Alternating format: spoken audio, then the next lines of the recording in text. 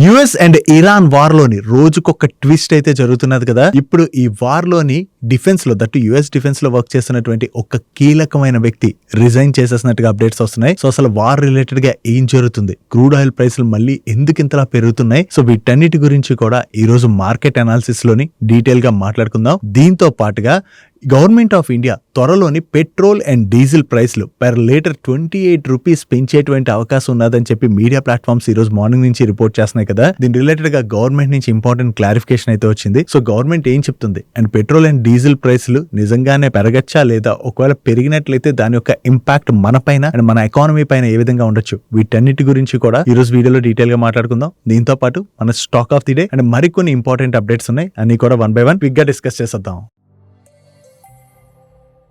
ముందుగా market update చూసినట్లయితే ఈ రోజు సెషన్ లో సెన్సెక్స్ 852 పాయింట్స్ కరెక్ట్ అయ్యి 77,664 పాయింట్స్ కి క్లోజ్ అయినట్లయితే నిఫ్టీ 205 పాయింట్స్ కరెక్ట్ అయ్యి 24,173 పాయింట్స్ కి క్లోజ్ అయింది. అండ్ ఈ రోజు సెషన్ లో మిడ్ క్యాప్ ఇండెక్స్ 0.33% కరెక్ట్ అయినట్లయితే స్మాల్ క్యాప్ ఇండెక్స్ 0.49% కరెక్ట్ అయింది అండ్ బ్యాంక్ నిఫ్టీ 1.43% కరెక్ట్ అయింది. ఈ రోజు మార్కెట్ ని ఇంపాక్ట్ చేసేటువంటి థింగ్స్ గురించి మనం మాట్లాడుకోవాలంటే యుఎస్ అండ్ ఇరాన్ మధ్యన పీస్ స్టాక్స్ రిలేటెడ్ గా ఇప్పటికీ కూడా ఎటువంటి క్లారిటీ కూడా రాలేదు.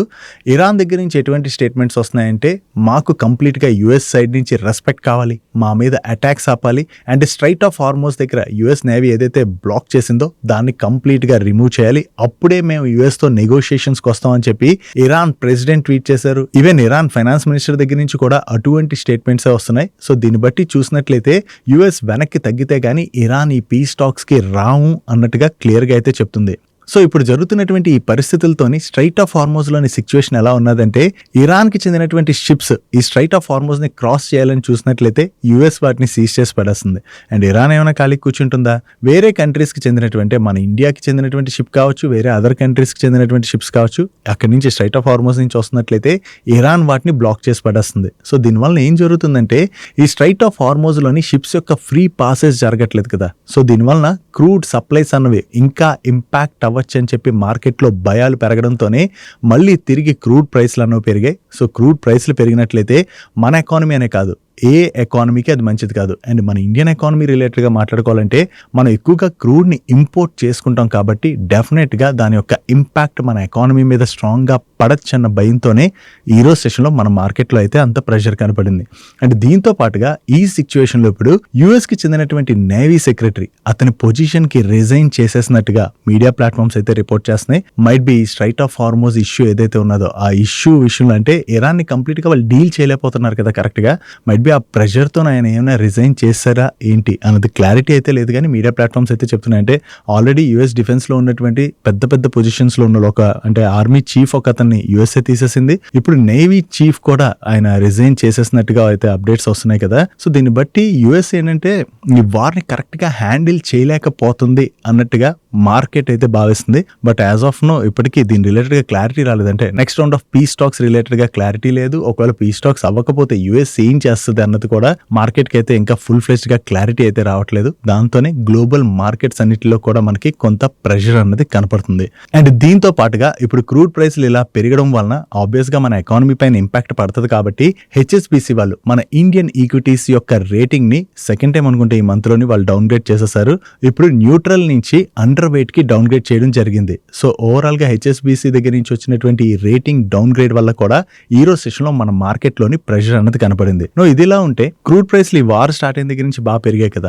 క్రూడ్ ప్రైస్లు పెరిగిన తర్వాత చాలా కంట్రీస్ పెట్రోల్ అండ్ డీజిల్ ప్రైస్లు పెంచినా కూడా మన ఇండియాలో ఇప్పటి వరకు పెట్రోల్ అండ్ డీజిల్ ప్రైస్లు అయితే పెరగలేదు కదా. పెరగకపోవడానికి రీజన్ కూడా ఉన్నదిలేండి. 4 స్టేట్స్ లోని ఎలక్షన్ జరుగుతున్నది కదా. సో ఎలక్షన్ టైంలో జనరల్లీ గవర్నమెంట్ ఈ పెట్రోల్ డీజిల్ ప్రైస్లు అయితే పెంచదు. సో ఇప్పుడు ఈ రోజు మార్నింగ్ మీడియా ప్లాట్ఫామ్స్ ఏం రిపోర్ట్ చేస్తున్నాయంటే త్వరలోనే అంటే ఎలక్షన్స్ అయిపోగానే government of India petrol and diesel పైన పర్ లీటర్ 28 రూపీస్ పెంచచ్చు అని చెప్పి మీడియా ప్లాట్ఫామ్స్ రిపోర్ట్ చేయడంతో కొంత మార్కెట్లో కన్సర్న్స్ అయితే రేజ్ అయ్యాయి. కాకపోతే దాని తర్వాత ఇండియన్ గవర్నమెంట్ దగ్గర నుంచి దీని రిలేటెడ్గా క్లారిఫికేషన్ అయితే వచ్చింది. అంటే మేము ఎప్పట్లో పెట్రోల్ డీజిల్ ప్రైస్లు అయితే పెంచాలనుకోవట్లేదు అని చెప్పి గవర్నమెంట్ క్లారిఫికేషన్ ఇచ్చింది. కానీ ఎన్నాళ్ళు గవర్నమెంట్ ఈ ప్రైస్లు పెంచకుండా ఉంటుంది అన్నది ఇక్కడ క్వశ్చన్ మార్క్. ఎందుకంటే ఈ పెరిగినటువంటి క్రూడ్ ప్రైస్లు ఇలాగే మరి కొన్నాళ్ళు కంటిన్యూ అయ్యాయి అనుకోండి, అంటే వార్ రిలేటెడ్గా ఎటువంటి సొల్యూషన్ రాకుండా మరి కొన్నాళ్ళు కంటిన్యూ అయితే గవర్నమెంట్ ఎన్ని రోజులని చెప్పి ఆ లాస్ భరిస్తుంది. భరించలేదు కదా. సో దాంతోనే గవర్నమెంట్ విడతల వారీగా పెట్రోల్ డీజిల్ ప్రైస్లు అయితే పెంచచ్చు. అంటే ఒక్కసారి మీడియా రిపోర్ట్ చేస్తున్నట్టుగా లీటర్ పైన 28 రూపాయలు పెంచేయకపోవచ్చు, కానీ విడతల వారీగా కొంచెం కొంచెం పెంచేటువంటి అవకాశం అయితే ఉన్నది. ఒకవేళ గవర్నమెంట్ పెట్రోల్ డీజిల్ ప్రైస్లు పెంచితే మన పైన పడేటువంటి ఇంపాక్ట్ ఏంటంటే డెఫినెట్ గా మన ట్రాన్స్పోర్ట్ కాస్ట్ ఏదైతే ఉంటుందో అదైతే పెరిగిపోద్ది. దీంతో పాటుగా మనకి సరుకులు ఏవైనా సరే రవాణా జరగాలంటే ఆ సరుకుల రవాణాకి కూడా డీజిల్ ప్రైస్లు పెరిగిపోయి అనుకోండి, ఆబ్వియస్ గా ఆ పెరిగినటువంటి ప్రైస్ ని ఏం చేస్తారు, సరుకుల ప్రైస్లు పెంచేసి మనకంటే ఎండ్ యూజర్ దగ్గర నుంచే కలెక్ట్ చేస్తారు. కాబట్టి మన మంత్లీ ఎక్స్పెన్స్ బిల్స్ కూడా పెరిగిపోయేటువంటి అవకాశం అయితే డెఫినెట్ గా ఉన్నది.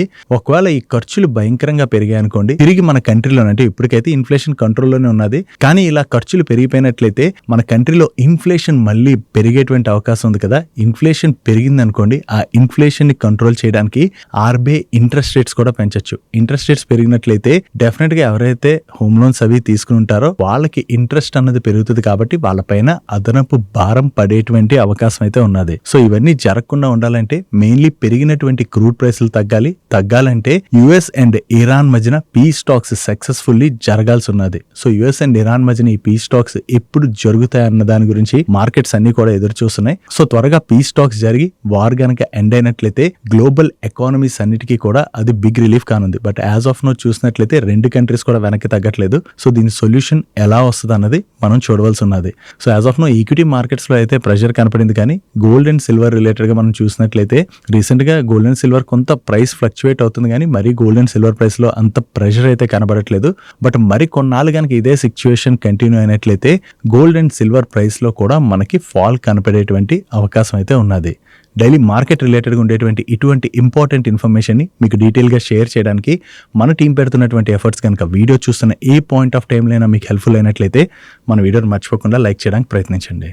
Next coming to the stock of the day. ఈరోజు స్టాక్ ఆఫ్ ది డేలోని డిఫెన్స్ పిఎస్యు కంపెనీ అయినటువంటి మాస్గాంటాక్ షిప్ బిల్డర్స్ వాళ్ళ రిలేటెడ్ గా మాట్లాడుకోబోతున్నాం. యాక్చువల్లీ ఈ మాస్గాంటాక్ షిప్ బిల్డర్స్ వాళ్ళకి చాలా మంచి ఆపర్చునిటీ అయితే కనబడుతుంది. దాని గురించి ఇప్పుడు మనం డిస్కస్ చేసుకుందాం. ఫస్ట్ థింగ్, 2 days బిఫోర్ మన one of the daily money షోలోని ఒక ఇంపార్టెంట్ అప్డేట్ మాట్లాడుకున్నాం, గుర్తుందా? మన డిఫెన్స్ మినిస్టర్ అయినటువంటి రాజ్నాథ్ సింగ్ గారు జర్మనీ వెళ్తున్నారు. సో ఆ విజిట్ లోని ఇండియా అండ్ జర్మనీ మధ్యన షిప్ బిల్డింగ్ రిలేటెడ్ గా అది ఏమైనా అనౌన్స్మెంట్స్ వచ్చేటువంటి అవకాశం ఉన్నదని చెప్పి డిస్కస్ చేసుకున్నాం కదా. దీనిలో భాగంగా ఇప్పుడు జర్మన్ మినిస్టర్ దగ్గర నుంచి ఎటువంటి స్టేట్మెంట్స్ వస్తున్నాయంటే నెక్స్ట్ 3 months లోని ఇండియా అండ్ అలాగే జర్మనీ మధ్యన $8 billion వర్త్ సబ్మెరైన్ కాంట్రాక్ట్ ఒకటి సైన్ చేయబోతున్నట్టుగా అతను కామెంట్స్ చేస్తున్నారు. దీనిలో భాగంగా టోటల్ గా 6 సబ్మెరైన్స్ అయితే బిల్డ్ చేయవలసి ఉన్నది. ఈ 6 సబ్మెరైన్స్ బిల్డింగ్ రిలేటెడ్ గా జర్మన్ కంపెనీ దగ్గర నుంచి మాస్గాంటాక్ షిప్ బిల్డర్స్ వాళ్ళకి టెక్నాలజీ ట్రాన్స్ఫర్ చేయబోతున్నట్లయితే మాస్గాంటాక్ షిప్ బిల్డర్స్ వాళ్ళు మన ఇండియాలోని ఈ సబ్మెరైన్స్ అయితే బిల్డ్ చేయబోతున్నారు. సో ఈ కాంట్రాక్ట్ వన్స్ ఫైనలైజ్ అయ్యి మాస్గాంటాక్ వచ్చినట్లయితే అది మాస్గాంటాక్ రిలేటెడ్ గా మనం చాలా బిగ్ ఆపర్చునిటీగా చూడొచ్చు. దట్టు ప్రెసెంట్ కూడా అంటే డిసెంబర్ క్వార్టర్ ఎండింగ్ నాటికి కూడా వీళ్ళ దగ్గర ఉన్నటువంటి ఆర్డర్ బుక్ మీరు చూసారనుకోండి, వీళ్ళ దగ్గర 23,000 crores పైన ఆర్డర్ బుక్ ఉన్నది. దాని తర్వాత ఈ క్వార్టర్ లో కూడా వీళ్ళకి ఆర్డర్స్ వచ్చి ఉండొచ్చు కదా. ఈ ఆర్డర్ బుక్ అనే కాదు, అండ్ అలాగే ఇప్పుడు కొత్తగా వస్తున్న ఈ డీల్ అనే కాదు, మన ఇండియన్ గవర్నమెంట్ కూడా మన ఇండియాలోని షిప్ బిల్డింగ్ రిలేటెడ్ గా బాగా ఫుల్ ఫ్లెజ్డ్ గా ఫోకస్ చేసి ఇక్కడ షిప్ బిల్డింగ్ అయితే చేసి దాన్ని ఎక్స్పోర్ట్స్ చేయాలని చెప్పి గవర్నమెంట్ అయితే చాలా ప్రయత్నిస్తున్నది కదా. దీనిలో భాగంగా వేరియస్ కంట్రీస్ తో ఇండియన్ గవర్నమెంట్ డిస్కషన్స్ కూడా జరుగుతుంది. జర్మనీతోని జరుగుతున్నటువంటి ఈ డీలే కాకుండా అదర్ కంట్రీస్ తో కూడా ఇటువంటి డీల్స్ ఏవైనా జరిగినట్లయితే షిప్ బిల్డింగ్ సెక్టర్ లో ఆపరేట్ చేసేటువంటి కంపెనీస్ కి అది బిగ్ పాజిటివ్ అవుతుంది. దాని వలన మాస్గాంటాక్ షిప్ బిల్డర్స్ వాళ్ళు కూడా చాలా బెనిఫిట్ పొందబోతున్నట్టుగా మనం అయితే అర్థం చేసుకోవచ్చు. ఓవరాల్ గా చూసుకుంటే మాస్గాంటాక్ కి ఇప్పుడు మంచి ఆపర్చునిటీ ఉన్నది. దట్టు వాల్యుయేషన్స్ పరంగా మనం కంపేర్ చేసినా కూడా మాస్గాంటాక్ షిప్ బిల్డర్ స్టాక్ అయితే ప్రెసెంట్ కొంత బెటర్ వాల్యుయేషన్స్ లోనే ట్రేడ్ అవుతున్నట్టుగా మనం అర్థం చేసుకోవచ్చు. నెక్స్ట్ కోవిడ్ టైం నుంచి చూసినట్లయితే దుబాయ్ లోని రియల్ ఎస్టేట్ సేల్స్ అయితే కంటిన్యూస్ గా పెరుగుతున్నాయి కదా. ఈవెన్ మన ఇండియన్స్ కూడా చాలా మంది దుబాయ్ రియల్ ఎస్టేట్ లోని చాలా వరకు ఇన్వెస్ట్ చేస్తూ వస్తున్నారు. ఈవెన్ సోషల్ మీడియాలో కూడా మీరు ఎక్కడ చూసినా కూడా దుబాయ్ రియల్ ఎస్టేట్ రిలేటెడ్ గా చాలా యాడ్స్ కనపడుతున్నాయి. కాకపోతే మిడిల్ ఈస్ట్ లోని వార్ ఎప్పటి నుంచి స్టార్ట్ అయిందో ఆ war Iran, US and Israel మధ్య జరుగుతున్నా కూడా ఇరాన్ మిడిల్ ఈస్ట్ లో ఉన్నటువంటి వేరియస్ కంట్రీస్ పైన అటాక్స్ అయితే చేస్తుంది కదా. సో ఈ అటాక్స్ ఇలా కంటిన్యూ అవుతుండడంతో దుబాయ్ రియల్ ఎస్టేట్ రిలేటెడ్ గా కొంత కన్సర్న్స్ అయితే రైజ్ అయ్యాయి.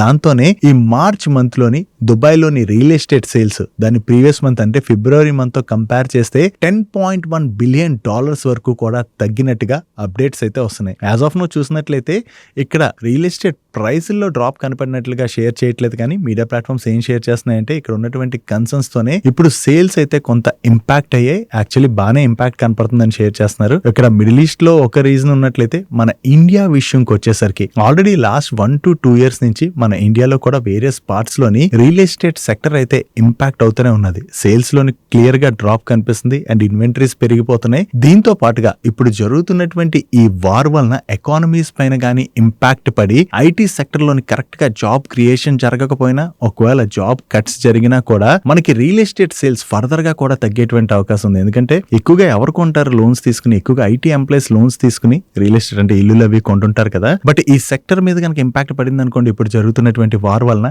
డెఫినెట్ గా మన ఇండియన్ రియల్ ఎస్టేట్ పైన నెక్స్ట్ 1 to 2 years వరకు కూడా దీని యొక్క ఇంపాక్ట్ అయితే కంటిన్యూ అయ్యేటువంటి అవకాశం ఉంది. బట్ యాజ్ ఆఫ్ నో చూసినట్లయితే రియల్ ఎస్టేట్ ప్రైస్లు అయితే డ్రాప్ అయినట్టుగా ఎక్కడా కనబడట్లేదు. నేను హైదరాబాద్ లో ఉంటాను. ఇక్కడ చూసినట్లయితే ప్రైస్లు మరి అంత తగ్గినట్టుగా అయితే కనపడట్లేదు. మీరు ఎక్కడైతే ఉంటారో ఆ సిటీస్ లోని రియల్ ఎస్టేట్ ప్రైస్లు ఏమైనా రీసెంట్ గా తగ్గాయా, లేదంటే అంటే మీరు ప్రీవియస్ గా ఏవైతే ప్రైస్లు ఉన్నాయో అక్కడే ప్రైస్లు ఉండిపోయా? మీరు కింద కామెంట్ సెక్షన్ లోని మీ ఒపీనియన్ అయితే షేర్ చేయడానికి ప్రయత్నించండి. అంటే తగ్గాయంటే ఎస్ అని, తగ్గలేదంటే నో అని షేర్ చేయండి. దాన్ని బట్టి ప్రెసెంట్ మన ఇండియాలోని రియల్ ఎస్టేట్ సెక్టర్ ఏ విధంగా ఉన్నది అన్నది మన రిమైనింగ్ మనీ పర్స్ ఫాలోవర్స్ ఎవరైతే ఉన్నారో వాళ్ళందరికీ కూడా ఒక ఐడియా వచ్చేటువంటి అవకాశం ఉన్నది. నెక్స్ట్, ఇరాన్ వార్ స్టార్ట్ అయిన దగ్గర నుంచి గ్యాస్ సప్లైస్ పైన చాలా ఎక్కువగా ఇంపాక్ట్ పడుతున్నది కదా. సో ఇప్పటికీ వార్ ఎండ్ అవ్వలేదు అండ్ వార్ ఎండ్ అయిపోయినా కూడా వెంటనే ఫుల్ ఫ్లెజ్డ్ గా, అంటే వార్ కు ముందు ఎలాగైతే గ్యాస్ సప్లైస్ ఉండేవో ఆ రేంజ్ లో సప్లైస్ ఉండకపోవచ్చు. కాబట్టి ఇప్పుడు గవర్నమెంట్ ఆఫ్ ఇండియా మన కంట్రీలోని ఇండక్షన్ కుక్ టాప్స్ ఏవైతే ఉన్నాయో వీటి యొక్క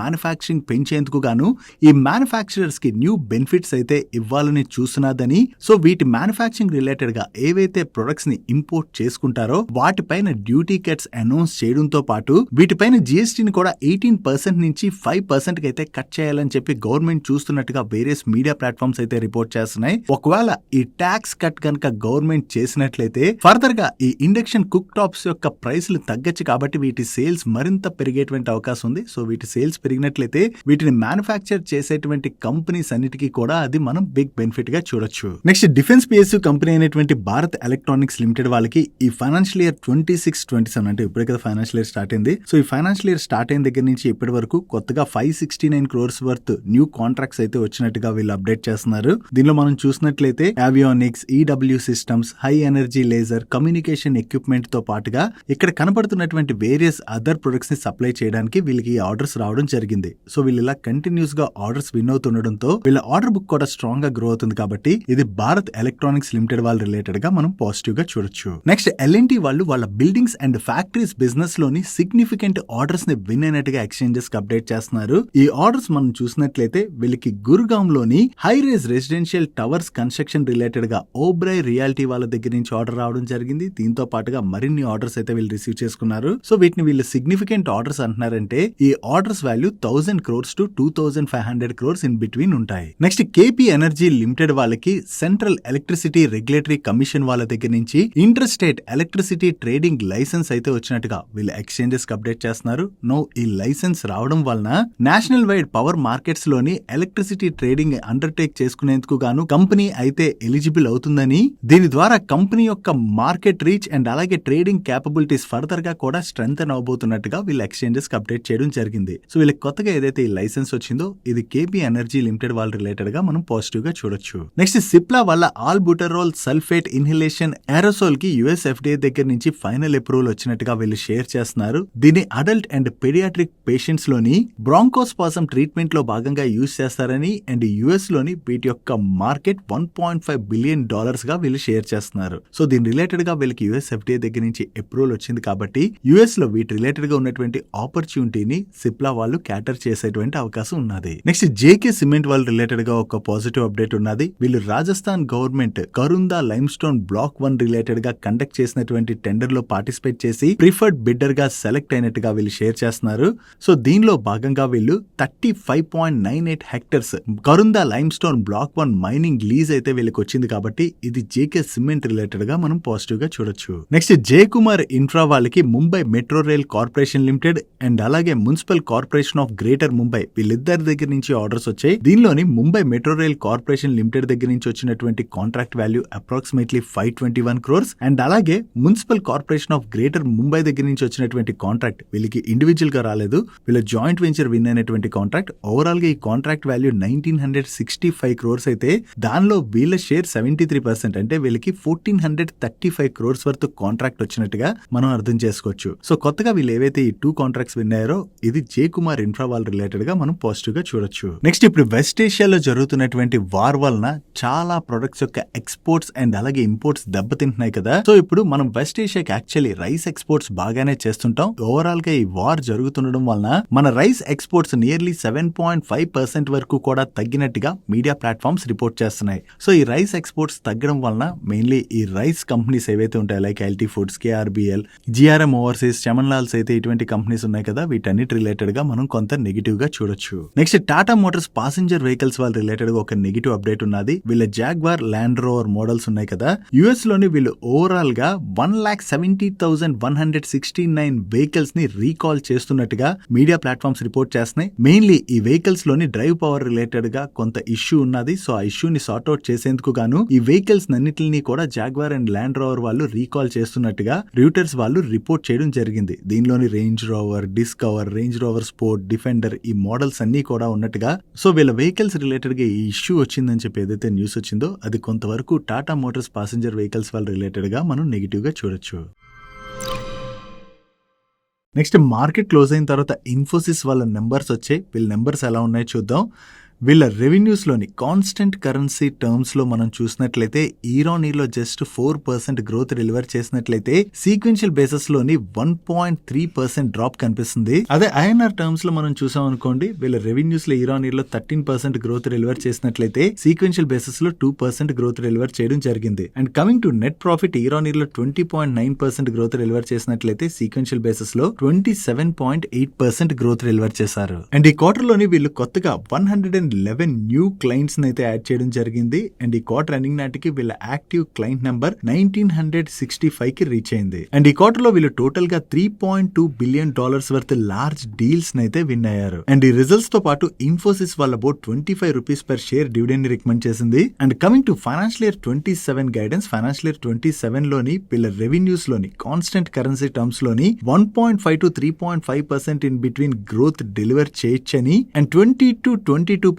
in between operating margin maintain చేయొచ్చు అని చెప్పి వీళ్ళు గైడెన్స్ ఇవ్వడం జరిగింది. అండ్ ఈ రిజల్ట్స్ వచ్చిన తర్వాత యుఎస్ లో లిస్ట్ అయి ఉన్నటువంటి Infosys ADR stock pre market లో అయితే నియర్లీ 5% నెగిటివ్ లో ట్రేడ్ అవుతుంది. నెక్స్ట్ ఎల్ఎన్టీ టెక్నాలజీ సర్వీసెస్ వాళ్ళ నెంబర్స్ వచ్చే, వీళ్ళ నెంబర్స్ ఎలా ఉన్నాయో చూద్దాం. వీళ్ళ రెవెన్యూస్ లో ఈరోనీర్ లో 8.3% గ్రోత్ డెలివర్ చేసినట్లయితే సీక్వెన్షియల్ బేసిస్ లో 2.5% గ్రోత్ డెలివర్ చేశారు. అండ్ ఎబిట్ లో ఈరోనీర్ లో 20.5% గ్రోత్ డెలివర్ చేసినట్లయితే సీక్వెన్షియల్ బేసిస్ లో 4.6% గ్రోత్ డెలివర్ చేయడం జరిగింది. అండ్ నెట్ ఇన్కమ్ లోని ఈరోనీర్ లో చూసిన, సీక్వెన్షియల్ బేసిస్ లో చూసిన డీసెంట్ గ్రోత్ డెలివర్ చేశారు. అండ్ వీళ్ళ ఎబిటా మార్జిన్స్ లోని లాస్ట్ ఇయర్ సేమ్ క్వార్టర్ తో కంపేర్ చేసిన, ప్రీవియస్ క్వార్టర్ తో కంపేర్ చేసిన ఈ క్వార్టర్ లో ఇంప్రూవ్మెంట్ కనిపిస్తుంది. ఈవెన్ నెట్ ఇన్కమ్ మార్జిన్స్ లో కూడా లాస్ట్ ఇయర్ సేమ్ క్వార్టర్ తో కంపేర్ చేసిన, ప్రీవియస్ క్వార్టర్ తో కంపేర్ చేసిన ఈ క్వార్టర్ లోని డీసెంట్ ఇంప్రూవ్మెంట్ కనిపిస్తుంది. అండ్ ఈ రిజల్ట్స్ తో పాటు వీళ్ళ management 40 rupees per share dividend అయితే రికమెండ్ చేసింది. అండ్ దీంతో పాటుగా వీళ్ళ మేనేజ్మెంట్ ఫ్యూచర్ రిలేటెడ్ గా మాట్లాడుతూ నెక్స్ట్ 5 years లోను వీళ్ళు